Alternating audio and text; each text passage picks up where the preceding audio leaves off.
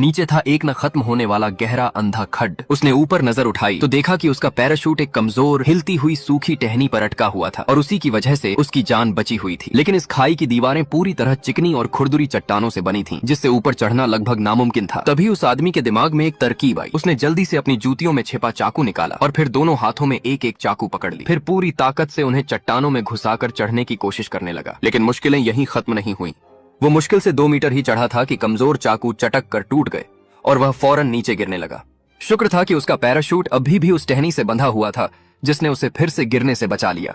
वह जैसे ही दीवार पकड़कर राहत की सांस लेने ही वाला था, टहनी उसके वजन से टूटने लगी। उसने फुर्ती से चाकू निकाला और तेजी से पैराशूट की रस्सी काटने लगा। जैसे ही टहनी टूटने वाली थी, उसी आखिरी सेकंड में उसने रस्सी काट दी और इस खतरे से बच निकला। अब उसका एक पैर लगातार चट्टान पर फिसल रहा था।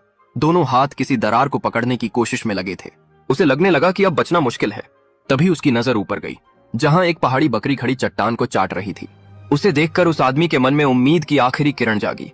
अब वह किसी भी चीज की परवाह किए बिना उसी बकरी की तरह चढ़ने लगा। नीचे था मौत का कुआं और ऊपर एक आखिरी उम्मीद। उसने चारों हाथ पांव लगाकर धीरे धीरे चढ़ना शुरू किया।